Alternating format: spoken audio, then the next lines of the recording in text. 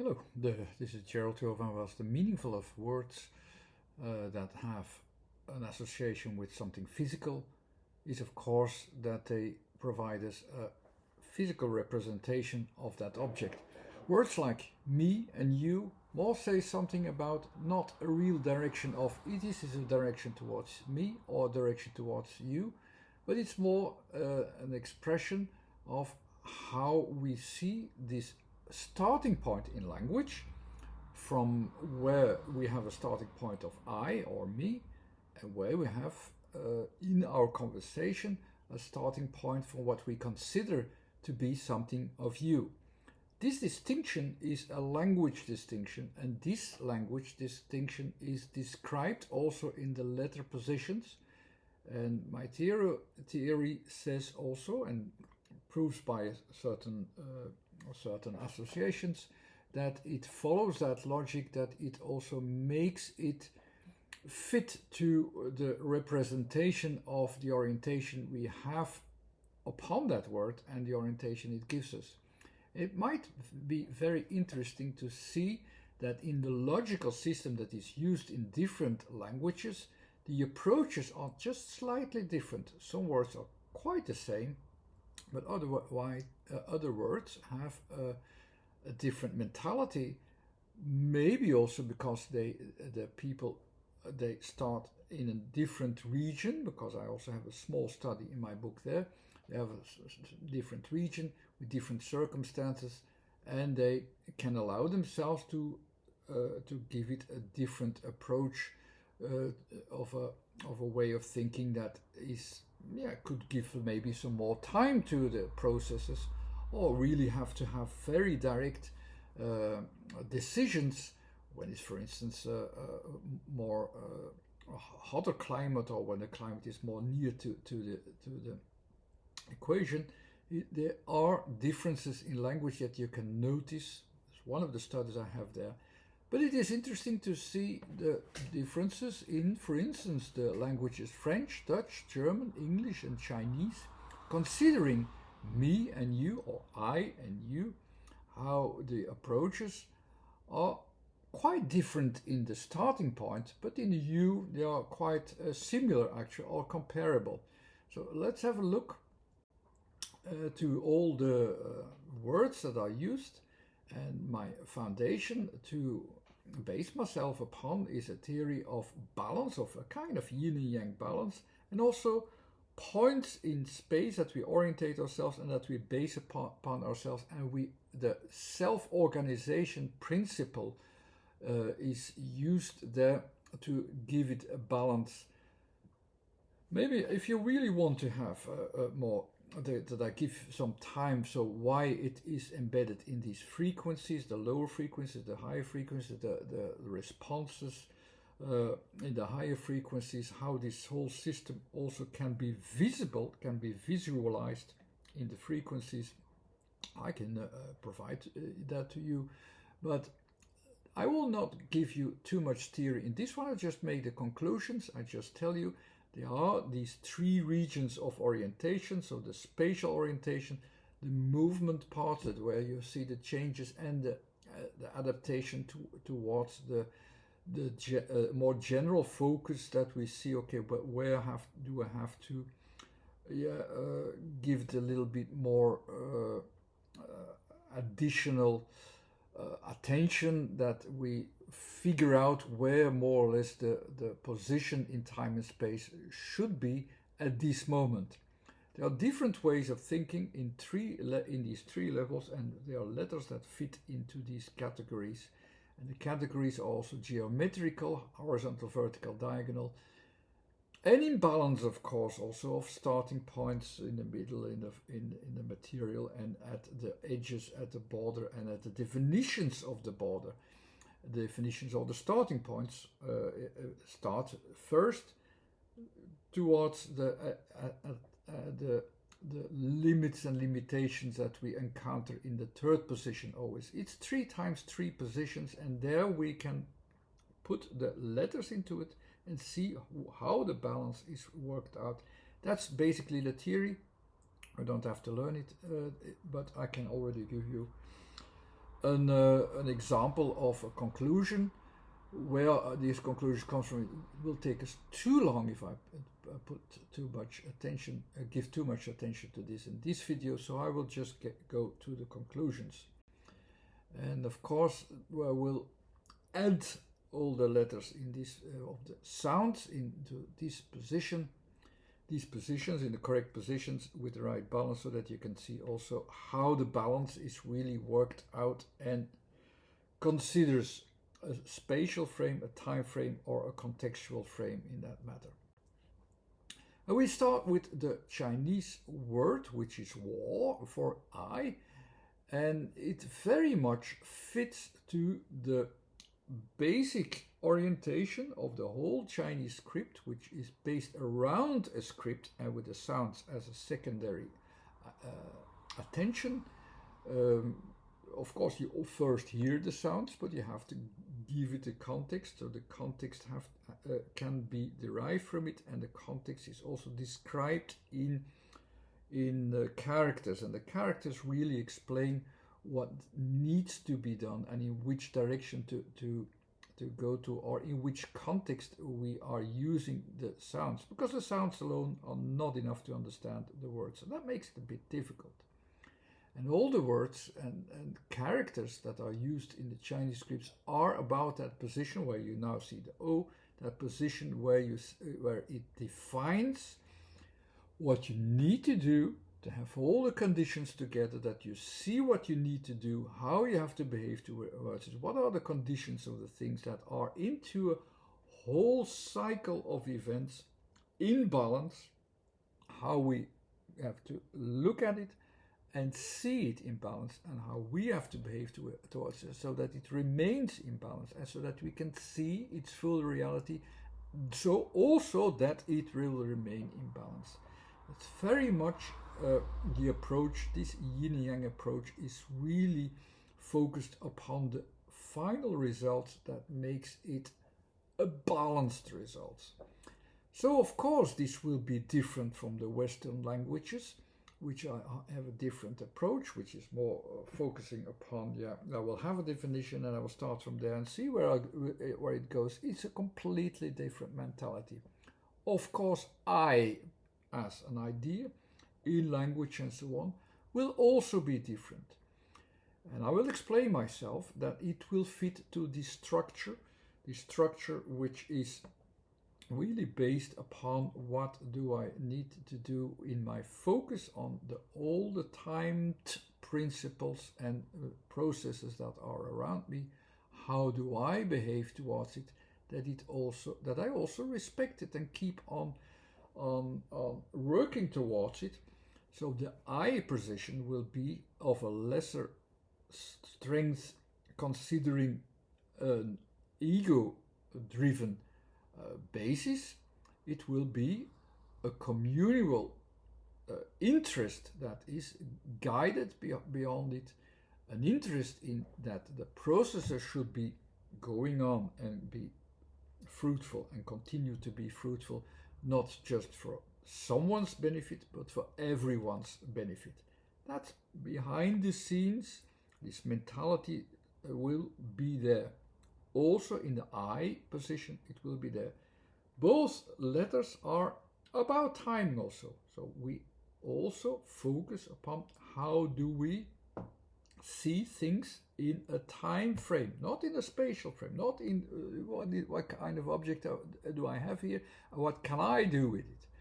No, the "wo" is a dependent focus, as you can see, different from the other languages.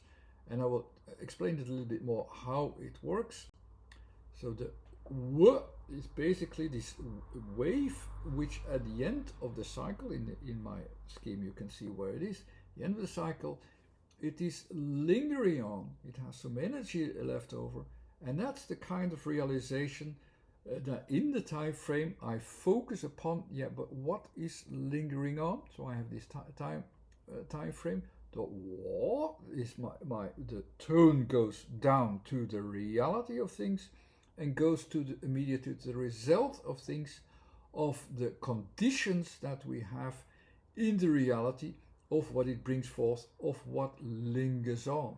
So it shows a dependency to focus upon what is needed, and what is needed that can be used every moment.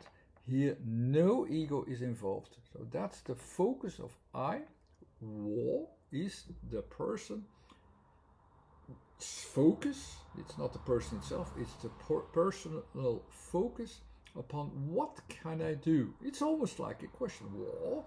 What can I do? That's more or less the idea behind it that is expressed in these letters, and I will show you the difference with the other languages.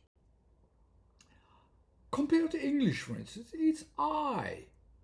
I is, as you can see, it is focused upon that object, the objectivity before us, the rationalized idea of it as well, that we can see the physical reality. We look at what it is. We look at the spatial frame first, not what we can do with it. Where does it come from? Where does it go to? It's not giving attention to that at all. What do I have to do to understand it? It's given no attention at all. But it starts from what can I do with it. Now it looks for the application with E.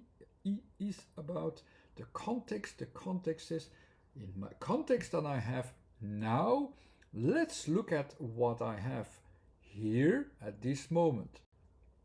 So it is, this mentality is different. The focus also goes immediately. I can have the E first there first as well, but it can be, I'll just put them together as well to make it a bit more clear how it's focusing upon the A. But basically it was a focus that started from what do I think from something, where can I find an application at this moment, what's going on. Combined with the sound, the I, it still gives it a second thought to follow it up a little bit. That it's not just like I think about this, about that, about what I see, and that's my opinion, and that's it. No, it still follows the continuation a little bit longer with here also where it goes to. My focus continues to give it attention, that it's not just putting your thought into the play before everybody else and says this is my idea and just take it or leave it. No, it keeps on following it and see where it goes to. That's a completely different attention, of course. It's this bit more profound. It's a bit more from, yeah, I have a certain thought where I start from. It's contextual, of course, but I have a certain thought. It could come over at first a little bit, not pretentious, but it's like, okay, but he thinks that he knows everything. It comes from a person with a certain profound opinion, but he gives it attention, that he takes care for it as well, that okay, but it will go somewhere and so on. And I'll still keep on focusing on that. I don't lose my focus after that.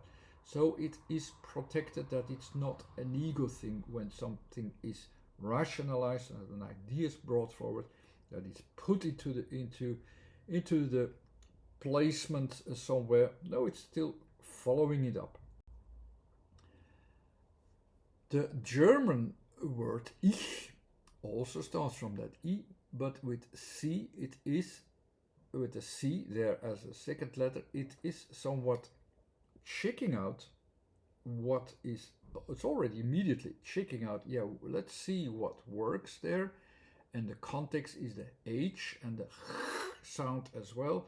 The sound is what, I just give the conclusion. You can learn and take back the older videos and the book as well from what is the about. The is this, what is this rational, slower, are the slower, vague associations of what you can make from it, from what is livable. It's livable in a certain area, during a certain time, in a certain space, things that can given a little bit more time. It says also something about what climate this is. This is a slightly colder climate, more with more mist and with more vague situations. A longer time before the sun comes up and sun comes down gives it also more time to develop certain rational ideas and other thoughts. It can also be emotional ideas. It can be a lot of ideas that slowly derives from it. So the Ich is a starting point, also not particularly ego driven, but it can derive from, oh, let's start from an idea that I have, or I had it from somewhere. So the E can be as a first letter as well, so ECH. And then I will try to see what I can do with it and how it is prosperous, and how it also gives attention to, but how much does it work, and let's give it some attention for a longer time as well. I give it attention to a longer, just like the English give it attention to a longer time. Here it gives attention to a longer time with a constant estimation of what works here and what does not work, very practically as well. And the H then in the background is that survival area in which something is prosperous, like the breath, and the E is the insertion that I found a way to insert something new. It can be my idea or someone else's idea, and let's see how even in the vagueness of things in the background we make something that we can analyze, we can bring down, and see what we can make practical from it. You see, this is that area that is definable, that it might come from something vague, from higher concepts on the understanding. It's not really busy with this ego thing either. It's just saying I have a rational background that plays along of things that are livable. I can do something with it, and I try to analyze it and make it more practical by estimation, as you can see. The Dutch now, the ik. Ik is much more straightforward. The ik, the k the K is quite blunt actually. Comparable to it's much more primitive and direct. Has an opinion as well. And it also says, I will see where it gets me, but more in a way like, if you compare it to, for instance, the astrology, like the Aries is the first sign. It goes for it without even thinking of it, or without much preparation. I will see where it brings it. It's a different way of thinking. It doesn't give us much rational thought, actually. It is very straightforward. It's blunt, and it is very confrontative. It doesn't deal with beforehand where it goes, with the timing as in ich, or with the follow up if you see if it is productive or not. No, it is pretty straightforward, and that doesn't make it a very practical thing. That's what someone starts from I in the Dutch language.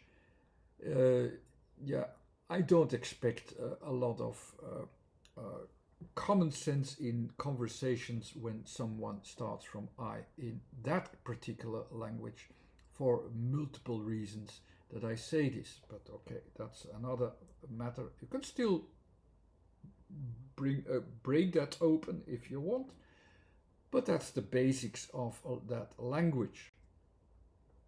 It's very confrontative, and it also just see where it goes or not goes very directly. The French now, je. The je, I put them on the place where you have them, in the sizes where I have to have them, and the je is placed there. So the je, or the French person who thinks in I form, gives it the z brings it down to also to check the circumstances, but it's it's a bit sensitive as well to check what are the conditions in the environment with A, see where it goes in timing and see where it goes over time and so on. It's reaching out to what it works from one starting point. So it is also a slightly different approach. All these languages is quite different actually from as a starting point. They all see where it goes, but the starting point can have some disadvantage of starting from the I position in different languages, in several of these languages. However, the U form isn't really very different in any of these languages, and I will show you all the words. Let's go to the Chinese first. Is ni, so the ni gives it something. You can, even if I place them immediately, I start from the first position or I start from the second position. You see, it's almost the same. I have a comparable. And N is also about comparison. It's one part works, another part doesn't work, and I take it out after time. I see over time what works, and then I have my application. It's much more looking for what maybe sometimes something works for me, and sometimes something works for you. They are on the same level, again with the war already being dependent on let's see what I can do. With ni also, it gives the other a same level of position, a leveled out position. So it doesn't matter if something is mine or yours, or both even. It's that principle, and I just follow it. Let's see what we have there. That's what is written down underneath the language and the choice of letters. Tu in French, or you in French, starts from looking for some practical association. Like what is it? What do we have here now? And we see u with u, something that is under development in the green part. It is developing elsewhere, not longer in from my position. So but I check what is still practical at your place, which is in development. It's also pretty open to what is the other. And it also has a quite social understanding underneath as well. So it is a very practical way to looking at the other in a very social way as well. The English, you, what do?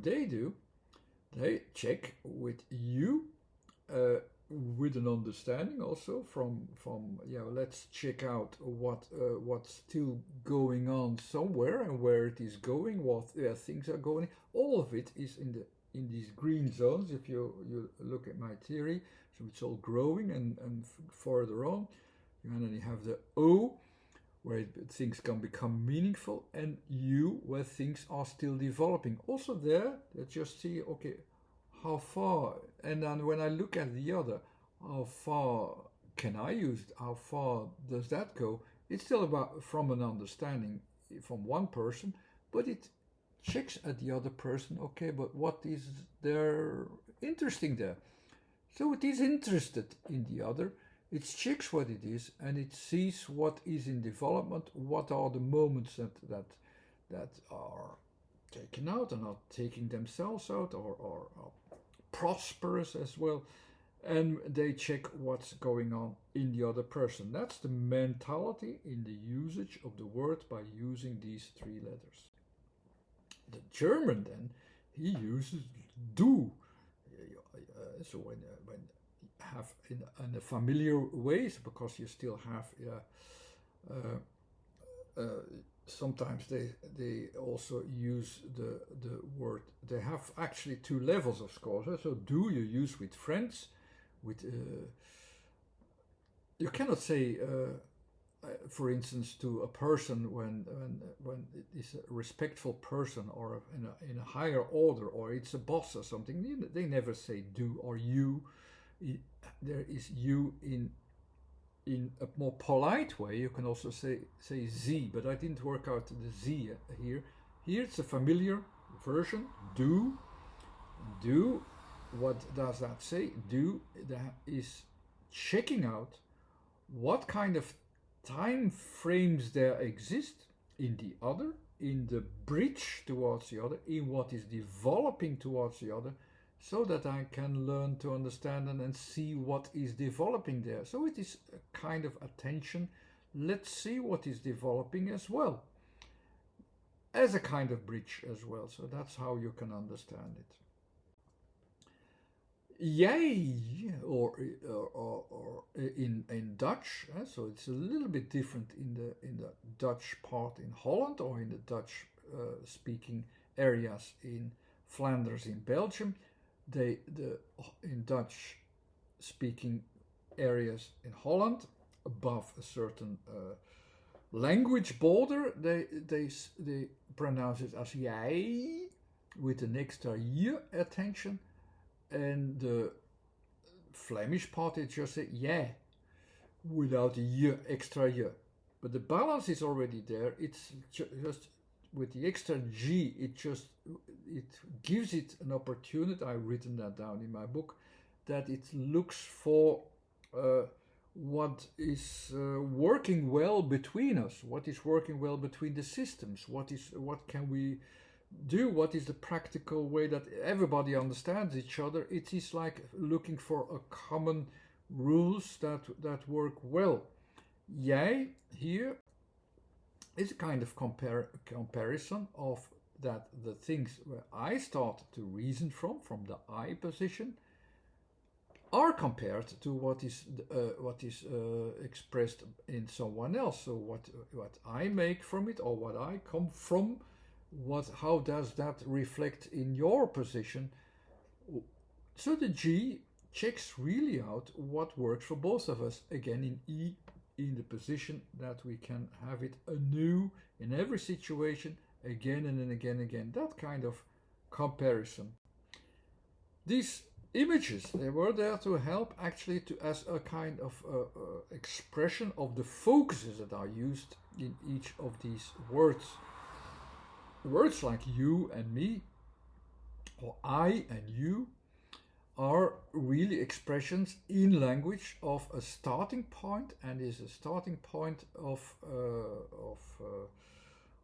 a kind of balance that is used quite often. And if you use a certain language, it tends to go to lead you into that direction and deals with I or you in that direction. Luckily for you, that all these things are quite open and quite open to the other. The I factor, however, makes it sometimes a bit more limited or a bit more open in some languages compared to others, as I have shown you. It's a bit a dangerous territory, of course, because we also had books in the past where they were defining like how certain nationalities had a tendency to be like this or like that. So keep it a bit relative or what you can do with it, but the foundations, I can't change them, they are there. And okay, what you do with it, there's still a little bit of possibilities how far you can breach it and how far you can make something from it, but they are limited in its way as well. So be aware of it, and we can work with it better. So thinking from I position, from a certain position in a certain language, can be annoying at times. The way how the tendencies of letter combinations can drive you in a certain direction of thought, which isn't always practical. Luckily for the U words, they help us, of course. So be careful in which words you use and what you concentrate upon. They also be part of your imaginative learning process in communicating with others. Okay, thanks again. Bye.